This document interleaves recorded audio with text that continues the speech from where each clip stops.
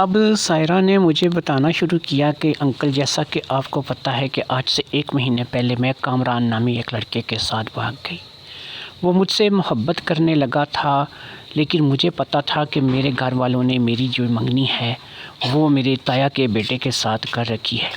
اب جب میرے تایا کے بیٹے کے ساتھ منگنی ہو چکی تھی تو ظاہری بات ہے کہ میں کامران کے ساتھ شادی نہیں کر سکتی تھی۔ جیسا کہ آپ جانتے ہیں کہ ہمارا تعلق چودھری فیملی سے ہے۔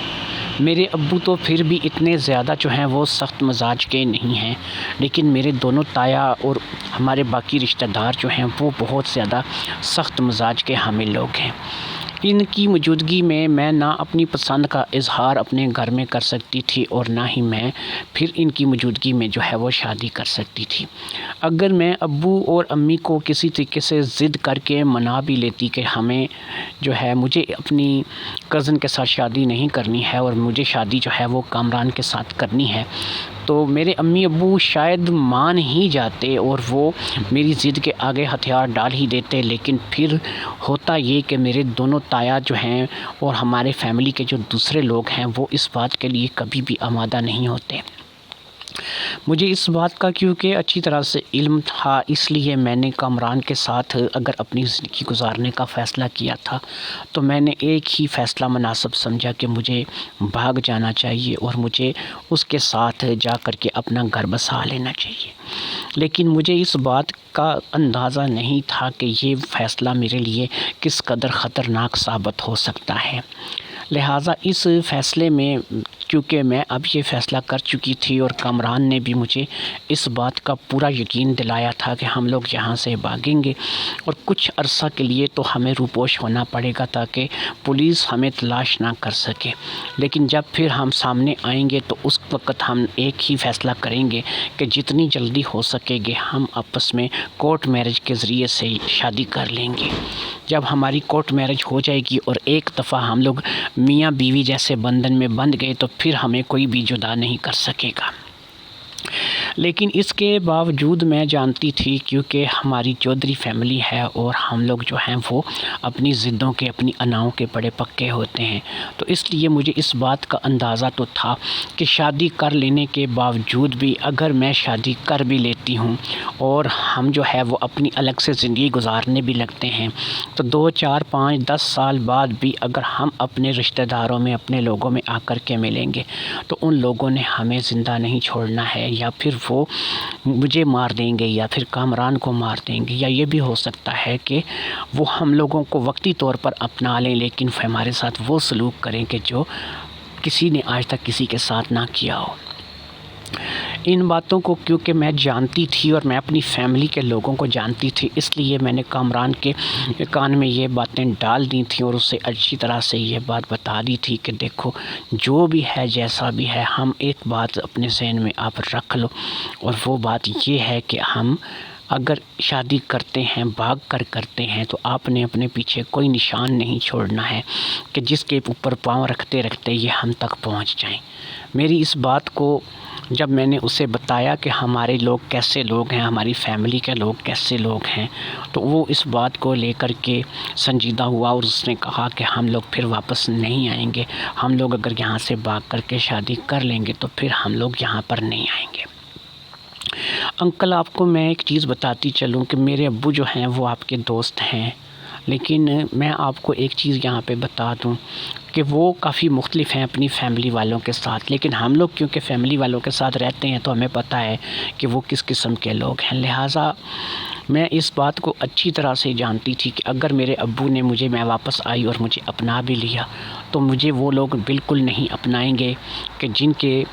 بیٹے کے ساتھ میری منگنی تھی اور جن لوگوں کے ساتھ ہم لوگ رشتہ داری کرنے والے تھے، یعنی میرے تایا اور میرے تایا کی فیملیز۔ لہٰذا 100 باتوں کی ایک بات کہ میں گھر نہیں جا سکتی، میں کسی بھی صورت میں واپس اپنے گھر نہیں جا سکتی۔ اگر میں جاؤں گی تو یا تو میں مار دی جاؤں گی اور مجھے مار کر کے ایسے دفن کر دیا جائے گا کہ میں کبھی تھی ہی نہیں۔ ان لوگوں نے آج سے آپ کو نہیں پتہ، آج سے بہت سال پہلے ہماری ایک رشتے میں لڑکی تھی، وہ گھر سے بھاگ گئی تھی، اس نے بھی اپنی مرضی سے کسی کے ساتھ شادی کی تھی، تو اس کے ساتھ بھی یہی سلوک کیا تھا۔ لیکن کیا ہے کہ ہمارے جو لوگ ہیں وہ برادری پریا والے لوگ ہیں، اور وہ ایسی باتوں کو جو ہے وہ زیادہ اہمیت نہیں دیتے اور دوبارہ سے اپنی زندگی میں مگن ہو جاتے ہیں۔ لہٰذا اس لیے میں کامران کے ساتھ بھاگ تو گئی تھی، لیکن میری اب واپسی ممکن نہیں تھی۔ کامران نے بھی میرے کہنے کے اوپر کوئی ایسا پیچھے نشان نہیں چھوڑا تھا کہ جو ہمارے اوپر ہم تک پہنچنے کے لیے راستہ بن سکے۔ وہ مجھے ایک ایسی جگہ پر لے گیا جو کہ میرے لیے بہت انجان تھی۔ یہ کوئی گاؤں تھا۔ اس گاؤں کا نام مجھے پتہ نہیں ہے، لیکن وہ تھا تو کوئی گاؤں۔ وہ مجھے اس گاؤں میں لے گیا اور ایک بہت بڑی حویلی تھی جو کہ اس کے کسی دوست کی تھی۔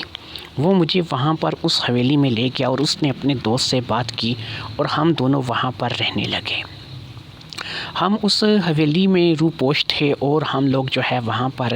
ایسے زندگی گزار رہے تھے کہ ہم لوگ جو ہے وہ زیادہ گھر سے باہر نہیں نکلتے تھے اور کسی کی نظروں میں نہیں آتے تھے۔ اب اسی بیچ میں جب ہم دونوں ایک ہی کمرے میں ایک ہی جگہ پر اکٹھے ہوئے تو ظاہری بات ہے کہ وہ بھی ایک نوجوان لڑکا تھا اور میں بھی ایک نوجوان لڑکی تھی۔ وہ بھی اپنے جذباتوں کو کنٹرول نہ کر سکا اور میں بھی اپنے جذباتوں پہ قابو نہ رکھ سکی، اور ہمارے درمیان وہ سب کچھ ہوتا چلا گیا جو کہ ہمارا شادی کے بعد ہونا تھا، اور شادی کے بعد جو چیز جو ہے وہ اس کی ہمیں شریعت اور اجازت دیتی ہے۔ لیکن بہرحال وہ جو کچھ بھی تھا وہ ہمارے درمیان اب ایک ریگولر روٹین کے حساب سے چلنے لگا۔ ڈیلی بیسس پر یہ کام ہونے لگا، اور اس کام کو لے کر کے میں آپ کو بتاتی چلوں کہ تقریباً ہمیں وہاں پر رہتے ہوئے بھی 10 دن بیت گئے۔ اب ان 10 دنوں کے گزر جانے کے بعد ایک کال کامران کو موصول ہوئی۔ میں آپ کو بتاتی چلوں کہ نمبر سمیں وغیرہ ہم نے سب تبدیل کر دی تھیں، اور نئے نمبر جو تھے اب وہ ہمارے بالکل مختلف تھے۔ میرے پاس موبائل فون نہیں تھا، ایک ہی موبائل فون تھا جسے کامران استعمال کر رہا تھا۔ اس نئے نمبر پر ایک کال موصول ہوئی جو کہ اس کے کسی دور کے چچا کی کال تھی۔ اس چچا نے کامران کو پالا تھا اور وہی کامران کا سارا کرتا دھرتا تھا۔ لہٰذا اس چچا کی کال کو موصول ہونے کے بعد کامران نے مجھے کہا کہ اسے 1-2 دن کے لیے شہر جانا پڑے گا، لیکن وہ اس چیز کی احتیاط کرے گا کہ وہ کسی کی نظروں میں آئے بغیر شہر چلا جائے، کیونکہ اسے اس کے چچا نے بلایا تھا، اور اس کے چچا کا ارادہ تھا کہ اب کیونکہ 10 دن گزر جانے کے بعد تھوڑا سا معاملہ جو ہے وہ ٹھنڈا پڑ چکا ہے، تو وہ چچا اس سلسلے میں اس سے کوئی مشورہ کرنا چاہتا تھا کہ ابھی وہ مزید روپوش رہے یا پھر سامنے آ جائے، یا پھر جو ہے وہ چچا کچھ اور باتوں کو لے کر کے اس سے بات چیت کرنا چاہ رہا تھا۔ میں نے اس کو کہا کہ ٹھیک ہے، تم اپنے چچا کے کہنے پر جو ہے وہ چلے تو جاؤ گے، لیکن 2 دن اکیلی میں یہاں کس کے پاس رہوں گی؟ تو اس نے کہا کہ تم فکر مت کرو، آصف جو کہ میرا دوست ہے اور تمہیں اب وہ بھابھی بھی بولتا ہے، اور اسے اس بات کا بڑے اچھے طریقے سے پتہ ہے کہ جیسے ہی ہم لوگ یہاں سے نکلیں گے ہم نکاح کے بندھن میں بندھ جائیں گے، تو تم آصف کے پاس 2 دن یہاں پر رہو گی۔ آصف تمہیں کھانا پینا سب کچھ مہیا کرتا رہے گا اور تمہارا مکمل طور پر خیال بھی رکھے گا۔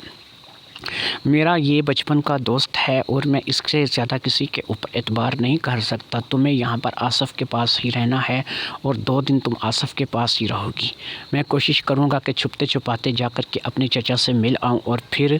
جیسے ہی چچا جو مشورہ دے گا اس کے مطابق سے ہم کر لیں گے۔ یہ بھی ہو سکتا ہے کہ 2 دن بعد جب میں لوٹ کر کے آؤں تو تم اور میں جو ہے وہ یہاں سے نکل جائیں، اور پھر ہمیشہ کے لیے ہم اپنے چچا کے پاس شہر میں چلے جائیں۔ چچا کا بھی بڑا گھر ہے اور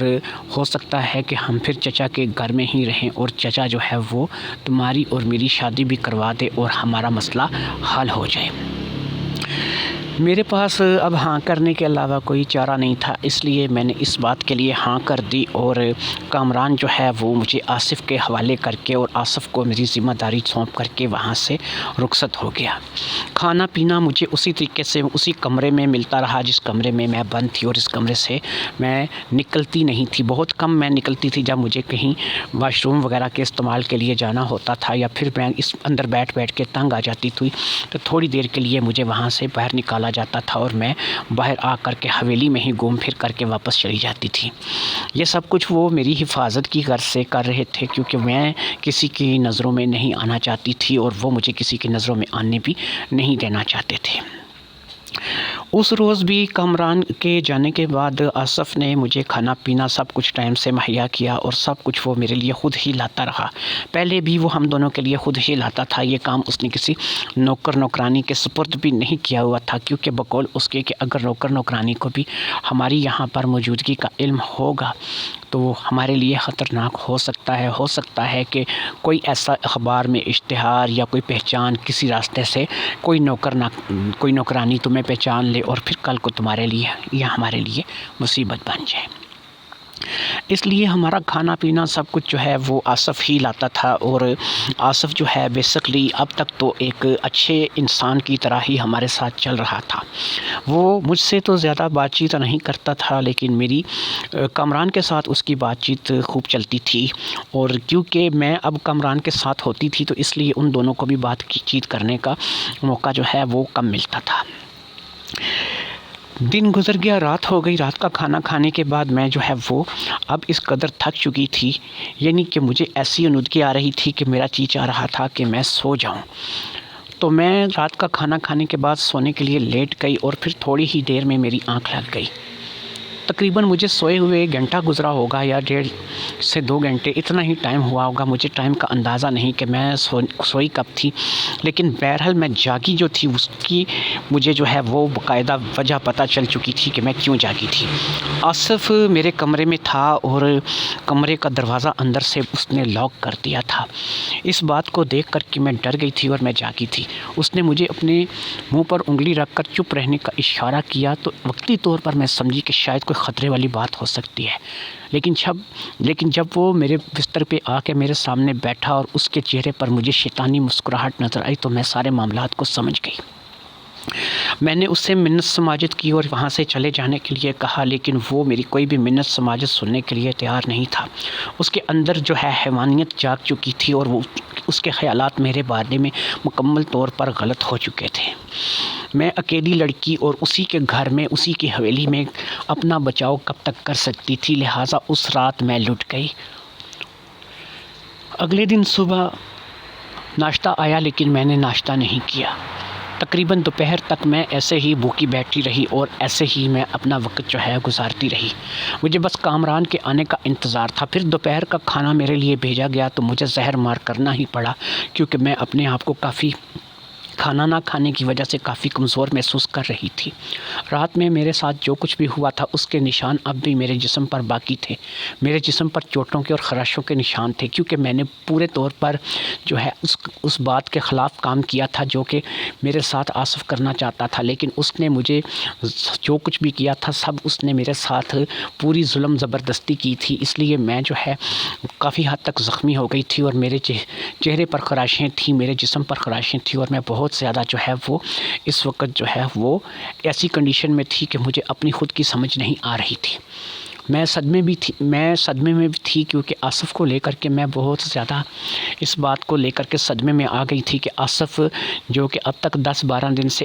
بالکل ایک اچھے انسان کی طرح ہمارے ساتھ چل رہا تھا، لیکن کامران کے جاتے ساتھ ہی وہ شیر ہو گیا تھا، اور اس نے میرے ساتھ وہ سب کچھ کر ڈالا تھا جو کہ میں نہیں کرنا چاہتی تھی۔ پھر اسی طریقے سے وہ دن بھی کسی نہ کسی طریقے سے بیت گیا، تھوڑا غم میں، تھوڑا غصے میں، تھوڑا پریشانی میں، اور پھر اگلی رات آ گئی۔ اگلی رات بھی بالکل پہلی رات کی طرح ہی گزری، لیکن اب کی رات میں میرا احتجاج ختم ہو چکا تھا۔ میں نے اپنے آپ کو بالکل جو ہے وہ ڈھیلا چھوڑ دیا تھا، اور میں ایک مردہ لاش کی طرح جو تھی وہ بیہیو کر رہی تھی۔ مجھے ایسا لگ رہا تھا کہ میرے اندر سے جان بالکل ختم ہو چکی ہے۔ وہ اپنا سب کچھ کرنے کے بعد وہاں سے رخصت ہو گیا، اور پھر میں اسی طرح مردہ لاش کی طرح وہاں پر لیٹی رہی۔ نہ جانے کب مجھے نیند آ گئی اور میں سو گئی۔ اگلا دن ہوا تو پھر میں کامران کا انتظار کرنے لگی۔ میرے پاس موبائل بھی نہیں تھا، اور نہ ہی کوئی نمبر تھا، اور نہ ہی کامران سے رابطہ کرنے کا کوئی ذریعہ تھا۔ لیکن پھر یہ ہوا کہ وہ دن بھی گزر گیا اور تیسرا دن آ گیا۔ پھر تیسری رات بھی میرے ساتھ وہی کچھ ہوا۔ اب تو یہ روزانہ کا معمول بن گیا۔ کامران کو گئے ہوئے 5 دن ہونے لگے، اور کامران کا دور دور تک کوئی پتہ نہیں تھا۔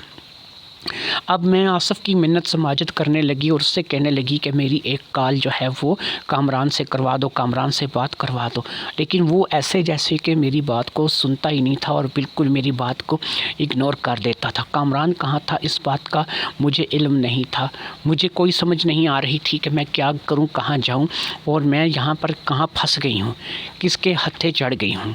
پھر چھٹے دن ایک واقعہ عجیب رونما ہوا، اور وہ واقعہ جو ہے وہ میرے لیے خوش آئند ثابت ہوا۔ خوش آئند اس لیے کہ اسی دن میں وہاں سے بھاگ نکلی، کیونکہ مجھے اب اس کے علاوہ کوئی چارہ نظر نہیں آ رہا تھا کہ میں اس حویلی سے بھاگ نکلوں۔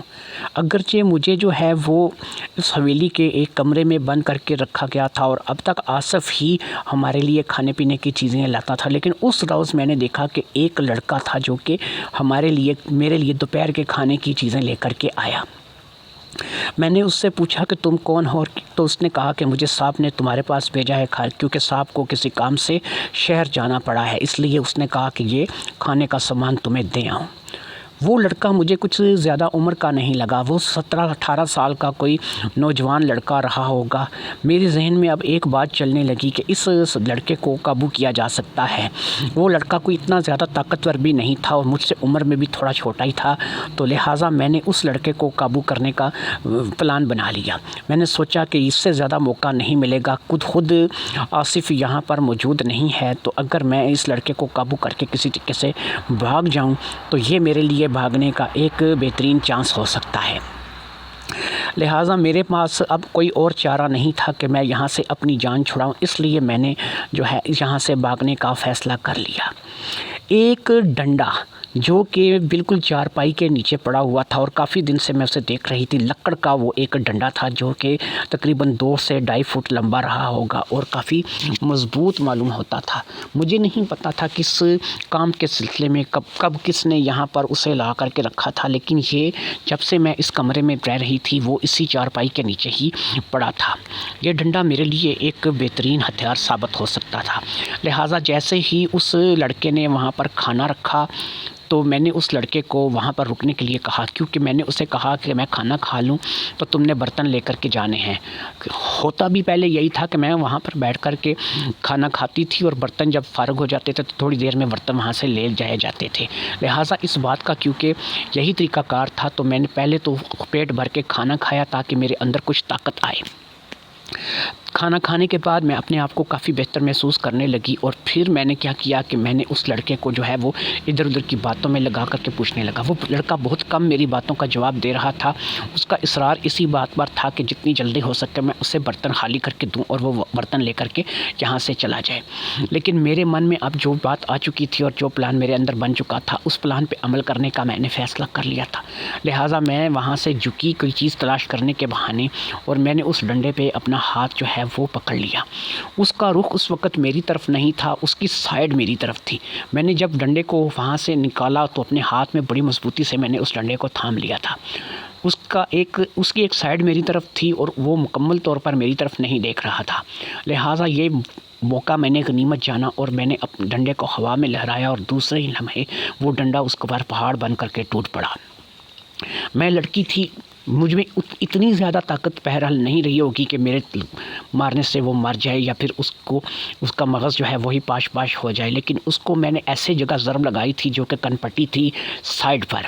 اور سائیڈ کیونکہ وہ کھڑا بھی اسی طریقے سے تھا کہ میں اس کے کن پٹی پر ہی ضرب لگا سکتی تھی۔ میری اس ضرب سے وہ وقتی طور پر چکرا گیا اور اسے چکر آئے اور وہ وہاں پر بے ہوش ہو کر کے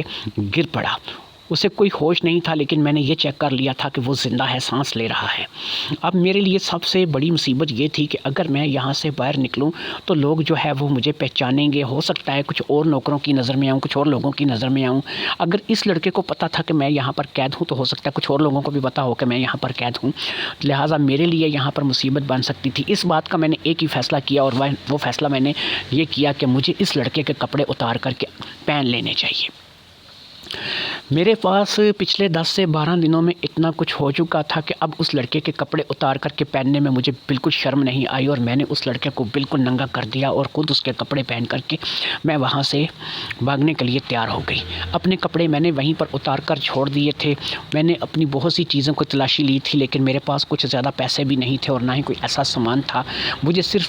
باقی کسی چیز کی فکر نہیں کرنی تھی، مجھے صرف یہاں سے اس وقت بھاگنا تھا اور بھاگ کر کے یہاں سے چلے جانا تھا۔ لہٰذا میں یہاں سے فوری طور پر بھاگنے کے لیے تیار ہو گئی اور پھر میں یہاں سے روانہ ہو گئی۔ میں جب حویلی میں باہر نکلی تو میں نے ایک چادر پڑی دیکھی جو کہ مردانہ چادر معلوم ہوتی تھی، اور یہ راستے میں ہی کسی جگہ پڑی تھی۔ تو اس کو میں نے دیکھا تو یہ ایک صاف ستھری چادر تھی، شاید کسی نے تار سے اتار کر کے یہاں رکھی تھی، یہ دھو کر شاید ڈالی گئی تھی، کسی کے لینے کے لیے تھی۔ یہ بھی ایک مردانہ چادر تھی، اور پھر میں نے کپڑے بھی مردانہ ہی پہن رکھے تھے، حتیٰ کہ میں نے اپنی چپلیں بھی وہیں چھوڑ دی تھیں اور اس کی چپلیں میں نے پہن لی تھیں۔ یہ چپلیں جو ہیں یہ کافی محفوظ تھیں اور میرے پاؤں میں بالکل پوری آئی تھیں، یعنی میرے اور اس کے پاؤں کا سائز بھی تقریباً ایک جیسا ہی تھا۔ ان چپلوں کو پہننے کے بعد میں اس چادر کو اچھی طرح سے لپیٹ کر وہاں سے نکل آئی تھی۔ ایک بوڑھے سے آدمی نے جو کہ حویلی کے دروازے پر تھا مجھے سلام کرنے کے علاوہ اور کچھ نہیں کیا تھا، شاید وہ مجھے جانتا تھا۔ میں نے بھی اسے ہاتھ اٹھا کر جواب دینے کی بجائے صرف سر کو ہلانے پر اکتفا کیا تھا، اور پھر میں وہاں سے اس حویلی سے نکل آئی تھی۔ جب میں اس حویلی سے نکلی تو مجھے اب سمجھ نہیں تھی کہ میں نے کس طرف جانا ہے، لیکن مجھے اب دو راستے نظر آ رہے تھے۔ ایک راستے میں مجھے کچھ فاصلے پر کچھ آبادی نظر آ رہی تھی، اور دوسرا راستہ مجھے کچھ انجان سا نظر آ رہا تھا۔ میرے لیے یہی بہتر تھا کہ میں آبادی کی طرف نہ جاؤں، کیونکہ اگر یہ آبادی ہوگی تو یہ لازمی چودھری آصف کے پہچاننے والے ہوں گے، اور اگر چودھری آصف کے پہچاننے والوں کے گھر میں پہنچ گئی تو پھر ظاہری بات ہے کہ میں ان کے نرگس سے نہ نکل پاؤں گی۔ لہٰذا میں نے اس راستے کا انتخاب کیا جس طرف کوئی انسان نہیں تھا۔ تو میں کافی دیر تک بھاگتی، پیدل چلتی، اسی طرح کرتی کراتی میں وہاں پر اس جگہ پر پہنچی جس جگہ پر میں آپ کو ملی۔ رات ہونے والی تھی اور مجھے کچھ سمجھ میں نہیں آ رہا تھا، اور مجھے بھوک بھی بہت تیز لگ رہی تھی، بھوک کے مارے برا حال تھا۔ اگرچہ میں جب چلی تھی تو میں نے اچھا خاصا کھا پی لیا تھا، لیکن اس کھانے پینے کا اثر بالکل ظاہر ہو چکا تھا، اور مجھے جو ہے اب دوبارہ سے بہت تیز بھوک لگ رہی تھی۔ پھر ایک موٹر سائیکل آ کر کے وہاں رکی اور مجھے ایسا محسوس ہوا کہ جو ہے وہ کوئی انسان ہے جو کہ گاؤں کی طرف جا رہا ہے۔ میں تھوڑی دیر تک اس بات کو لے کر کے ڈر گئی، اور پھر اسی ڈر کی وجہ سے میں تھوڑی سی ان جھاڑیوں کے اندر سے ہل بھی گئی۔ میرے اس ہلنے جلنے کی وجہ سے آپ کو پتہ چل گیا کہ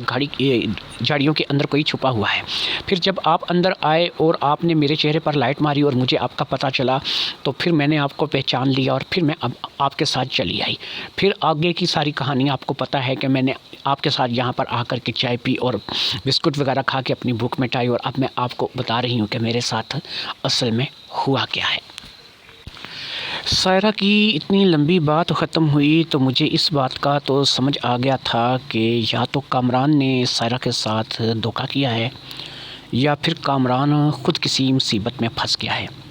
دو ہی شکلیں تھیں، ایک تو یہ تھا کہ جو کامران کا چچا تھا اس نے کامران کو اپنے پاس بلایا، لیکن اس نے کامران کو واپس آصف کی حویلی میں جانے نہیں دیا۔ جب آصف نے دیکھا کہ اس کے چچا نے اسے واپس نہیں آنے دیا اور کامران اب واپس نہیں آئے گا اور ایک اکیلی لڑکی اس کے گھر میں، اس کی حویلی میں قید ہے، تو اس نے اس لڑکی کے ساتھ خود زیادتی شروع کر دی اور خود اپنی چودراہٹ جمانے لگا۔ اور دوسرا آپشن یہ تھا کہ کامران خود ہی بے غیرت تھا، جو کہ آصف کے پاس اس لڑکی کو بیچ گیا۔ کامران نے اس لڑکی کو ڈبل کراس کیا، یعنی سائرہ کے ساتھ ڈبل کراس کیا، اور اسے آصف کے حوالے کر کے خود ہی وہاں سے روانہ ہو گیا، اور پھر شاید ہمیشہ کے لیے وہاں سے چلا گیا، نہ واپس آنے کے لیے۔ مجھے جب ان دونوں باتوں کا احساس ہوا تو میں نے یہ سوال سائرہ سے کر دیا، کیونکہ اب یہ سوال سائرہ سے کرنا بنتا تھا کہ وہ کیا سوچتی ہے۔ وہ بھی میری اس دونوں باتوں سے اتفاق کر رہی تھی۔ وہ یہ کہہ رہی تھی کہ یہ بات ہو سکتی ہے، کہ کامران نے اس کو دھوکہ دیا اور آصف کے حوالے کر کے اسے وہاں سے چلا گیا ہو، اور یہ بھی بات ہو سکتی ہے کہ کامران جہاں شہر میں گیا ہو وہاں اس کے چچا نے اسے واپس نہ آنے دیا ہو۔ ایک صورت میں کامران بے قصور تھا اور دوسری صورت میں وہی سب سے زیادہ قصوروار تھا، لیکن اب دونوں میں سے کون سی صورتحال تھی اس کا ابھی کچھ اندازہ نہیں تھا۔ میں نے سائرہ کو یہاں پر آرام کرنے کے لیے بولا اور میں نے اس کو کھانا کھانے کی آفر کی، اور میں نے اس کو بولا کہ تم یہاں پر آرام کرو، میں تمہارے لیے کھانا لے کر کے آتا ہوں۔ یہ کہہ کر کے میں اپنی اس تہہ خانے سے باہر آیا اور ورکشاپ کا دروازہ تھوڑا سا اوپر کر کے پھر میں نے شٹر ڈاؤن کیا اور قریبی ہوٹل پہ کھانا لینے کے لیے چلا گیا۔ اس وقت اگرچہ بہت زیادہ ٹائم ہو چکا تھا، تقریباً رات کا 1 بجنے والا تھا، لیکن اس ہوٹل کی خوبی یہ تھی کہ یہ ہوٹل ساری رات کھلا رہتا تھا۔ میں نے وہاں سے سائرہ کے لیے نہ صرف کہ کھانے کا سامان لیا بلکہ کچھ دودھ وغیرہ کچھ ایسی چیزیں بھی خرید لیں کہ اگر چائے بنانی پڑے تو ہمیں کسی قسم کی مشکل کو پیش نہ آئے۔ میں سائرہ کے لیے یہ سامان لے کر کے واپس جو ہے اسی تہہ خانے میں آ گیا، اور یہاں پر آ کر میں نے سائرہ کو کھانا کھانے کے لیے دیا اور پھر خود میں چائے بنانے بیٹھ گیا۔ اب تک میرے دماغ میں صرف ایک ہی بات تھی کہ میرے دوست کی بیٹی اب میرے پاس یہاں پر آ گئی ہے، اس کا میں کیا کروں، اس کا میں نے کیا کرنا ہے، اس کو کہاں رکھنا ہے۔ پھر یہ بات ہے کہ 2 شاگرد جو میرے اس دکان پہ میرے علاوہ کام کرتے تھے انہیں بھی اس تہہ خانے کے کمرے کا پتہ تھا، اور یہاں پر آ کر کے وہ نہ صرف کہ اس کمرے کو استعمال کرتے تھے بلکہ یہاں کا واش روم بھی وہ کبھی کبھی استعمال کرتے تھے۔ کھانا کھانے کے بعد جب سائرہ جو ہے وہ فارغ ہو گئی اور اسے چائے دی تو اب میں نے سائرہ سے ایک بات بولی کہ دیکھو بیٹا، بات یہ ہے کہ رات اب بہت زیادہ ہو چکی ہے، تم نے بھی آرام کرنا ہے اور میں نے بھی جو ہے وہ کل اپنے گھر میں جا کر کے حاضری دینی ہے، اس کے بعد میں آ کر کے ورکشاپ کو اوپن کروں گا، کیونکہ جلال پور جانے والی اب بات تو ختم ہو چکی ہے، لیکن میں نے اپنے گھر والوں کو یہ تو نہیں بتانا نا کہ میں نے رات کہاں گزاری یا رات میں تمہارے پاس تھا، اس لیے تم یہاں پر میرے ساتھ ہی اسی جگہ اسی کمرے میں جو رہو گی اور آج کی رات ہم دونوں کو یہیں پر گزارنی پڑے گی۔ تو وہ کہنے لگی انکل کوئی بات نہیں ہے، مجھے آپ پہ اعتبار ہے، آپ بے فکر ہو کے یہاں پر سو جائیں۔ اس روز واقعی ہم لوگوں دونوں ہی بے فکر ہو کر کے سو گئے کیونکہ دونوں ہی تھکے ہوئے تھے اور دونوں ہی بہت زیادہ پریشان بھی تھے، تو لہٰذا لیٹتے ہی ہم لوگوں کو نیند نے آ لیا، تھکاوٹ کی وجہ سے نیند بہت جلد آ گئی۔ سائرہ بھی اسی بیڈ پر سو گئی اور میں بھی اسی بیڈ پر سو گیا، اور ہمارے درمیان کچھ بھی ایسی بات نہیں ہوئی اور ہونی بھی نہیں چاہیے تھی، کیونکہ ہم دونوں ایک قسم کے باپ اور بیٹی ہی تو تھے۔ میں اس کا اگر چچا یا تایا لگتا تھا تو پھر بھی میں اس کے باپ کا دوست تھا، اور اس کا بھی تو میں باپ ہی تھا، وہ بھی مجھے اپنے باپ کی طرح ہی ٹریٹ کر رہی تھی، اسی لیے اس نے مجھے اپنی ساری بات من و ان اسی طریقے سے بتا دی تھی جیسے کہ اس کے ساتھ ہوا تھا۔ رات بیت گئی، اگلی صبح میں اٹھا تو میں نے سائرہ کو ناشتہ بنا کر کے دیا۔ ناشتے کا کچھ سامان میں رات کو ہوٹل سے ہی لے آیا تھا، لہٰذا سائرہ کو ناشتہ کروانے کے بعد میں وہاں سے روانہ ہو گیا۔ میں نے سائرہ کو کہا کہ بس میں گھر جاؤں گا اور وہاں پہ یہ بتاؤں گا کہ میں جلال پور سے واپس آ گیا ہوں، اور پھر میں دوبارہ آ کے ورکشاپ کو اوپن کروں گا۔ میرے شاگرد جو ہے وہ تھوڑے لیٹ آتے ہیں، 10 سے 11 بجے تک وہ دکان پہ آ جائیں گے۔ کوشش کروں گا کہ میں آج پورا دن انہیں یہاں پر نیچے تہہ خانے کی طرف نہ آنے دوں۔ اور تم یہاں پہ ایک بات یاد رکھو، یہ تہہ خانے کا اوپر والا ڈھکن یہ جو لگ جائے اور دروازہ بند ہو جائے تو تم یہاں نیچے جتنا مرضی شور کرو اوپر ہمیں سنائی نہیں دیتا، یا ہم اوپر جتنا مرضی شور کریں نیچے سنائی نہیں دیتا۔ یہ مکمل طور پر ساؤنڈ پروف ہے، یہ تمہیں ایڈوانٹیج رہے گا کہ تم یہاں پر اگر خود کھانا وغیرہ کچھ کرتی ہو تو تمہیں اس کا مسئلہ نہیں ہوگا۔ ہاں میں تمہیں یہ بتا دوں کہ یہاں پر کچھ چیزیں کھانے لائق پڑی ہیں جو کہ اب بھی بچی ہوئی ہیں، تم اس سے دوپہر کا گزارا کر لینا۔ رات کو جیسے ہی میرے شاگرد چھٹی کر کے جائیں گے میں تمہارے لیے رات کا کھانا لے کر کے آ جاؤں گا۔ اب جب تک کوئی مستقل حل نہیں ملتا کہ تمہیں کہاں رکھنا ہے، تمہیں کہاں لے کر کے جانا ہے، اس وقت تک جو ہے وہ میں تمہیں یہیں نیچے اسی کمرے میں رکھنے پر مجبور ہوں۔ ہاں ایک بات اور یاد رکھو، جیسا کہ تم نے کہا کہ تمہیں اس بات کا ڈر ہے کہ اگر تم اپنے گھر واپس جاؤ گی تو تمہارا باپ اگر نہ بھی تمہیں کچھ کہے تو تمہارے تایا یا تایا کے بیٹے یا پھر تمہارے رشتہ دار تمہیں زندہ نہیں چھوڑیں گے اور وہ تمہیں مار ڈالیں گے اور تم لوگ جو ہے وہ تمہاری جان کو خطرہ ہو سکتا ہے۔ تو دوسرا، اگر تمہیں یہاں سے نکالا جائے تو کیا تم اس بات کو بھی سمجھ رہی ہو کہ کیا چودھری آصف کے لوگ یا کامران کے لوگ تمہیں تلاش کرنے کی کوشش نہیں کریں گے؟ کیا وہ یہ معلوم کرنے کی کوشش نہیں کریں گے کہ تم اپنے گھر واپس پہنچ گئی ہو یا پھر ابھی تک تم جو ہے وہ اپنے گھر میں نہیں پہنچی ہو؟ اب تمہاری جو جان کو خطرہ ہے وہ ایک طرف سے نہیں ہے، بلکہ تمہارے دشمن جو ہیں وہ نہ صرف کہ چودھری آصف اور اس کے لوگ ہیں، بلکہ کامران بھی ہو سکتا ہے، تمہارا دشمن بھی ہو سکتا ہے، اور یہ بھی ہو سکتا ہے کہ وہی تمہارا سجن ہو اور وہی تمہارا دوست بھی ہو،